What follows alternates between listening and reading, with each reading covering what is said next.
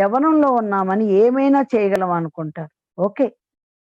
ఎందుకంటే ఆ స్పీడ్ అలాంటిది. నాకు తెలుసు. పెద్దవాళ్ళం అయిపోగానే పిల్లల్ని గమనించుకోరు. మనది మర్చిపోతాం. మన వయసులో ఉన్నప్పుడు ఎంత ఉత్సాహంగా ఉన్నామా? ఎంత పరుగులు పెడుతున్నామా?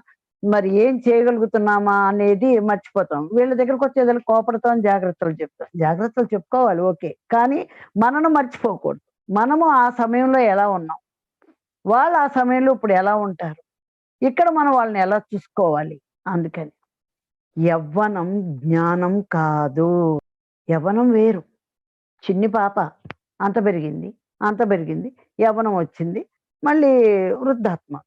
కానీ యవ్వనాన్ని పరిగణలోకి తీసుకున్నట్టు చిన్న పాపల్ని గాని, వృద్ధుల్ని గాని పరిగణలోకి తీసుకోము.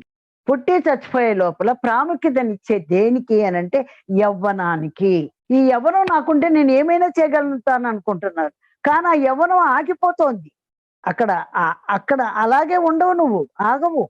మళ్ళీ నువ్వు వృద్ధాప్యం వచ్చేస్తుంది నీకు. మనస్సు అలసిపోతుంది. బుర్ర పని చేయదు. శరీరం ముడతలు పడిపోతుంది. ఒంట్లో శక్తి తగ్గిపోతుంది. ఏమైనా చేయగలనని ఎలా అనుకున్నావు? ఈ మధ్యలో ఉండే కొద్ది రోజులే నువ్వు అన్నీ చేయగలుగుతావా? కాదు. నిజంగా ధ్యానం చేసిన తర్వాత నేనెవరని తెలుసుకుంటూ నా లోతుల్లోకి నేనెళ్ళినప్పుడు నాకర్థమైందేంటంటే, నాకు తెలిసింది జ్ఞానమే యవ్వనం. యవ్వనం జ్ఞానం కాదు.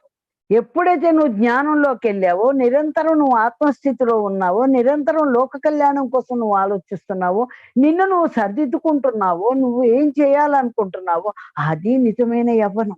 అదున్న వాళ్ళంతా యవ్వనవంతులే. అప్పుడు యవ్వనం కోసం చూసుకోవాల్సిన పనేముంది? యవ్వనంలో నాకీ బలం ఉంది, నాకు వృద్ధాప్యంలో లేదు అని అనుకునేది లేదు. ఎప్పుడైతే నీకు జ్ఞానం వచ్చిందో, ఆ జ్ఞానమే నువ్వు యవ్వనం అవుతావు. జ్ఞానం రాలేదు అనంటే కేవలం భౌతికమైన శరీరం యవ్వనంలో ఉంటున్నావు. దీనికి దానికి తేడా ఉందండి. యవ్వనమే నేను అనుకున్నది కామం. అయిపోతుందది. జ్ఞానమే నేను అనుకున్నది నిజమైన యవ్వనం. అది దివ్య లక్షణం. అది దేవతా లక్షణం. అది నువ్వు దైవమయ్యే లక్షణం. యవ్వనం అంటే కేవలం శరీరానికి ఒక్కటే కాదు సంబంధించింది. అన్నిటికీ సకల చరాచర సృష్టిలోని జీవులన్నిటికీ ఎవరికైతే జ్ఞానం ఉందో వాళ్ళంతా యవ్వనవంతులే. యక్ష, గంధర్వ, కిన్నెర, సురులు, దేవతలు ఎలా అయ్యారు వాళ్ళు? యక్షులు ఎలా అయ్యారు? గంధర్వులు ఎలా అయ్యారు? కిన్నెరలు ఎలా అయ్యారు? సురులు ఎట్లా అయ్యారు? దేవతలు ఎలా అయ్యారు? జ్ఞానం.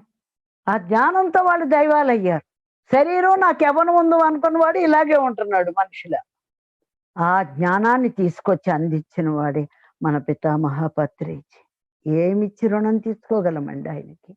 అందరినీ దేవతలను చేసి పారేస్తున్నారు ఆయన.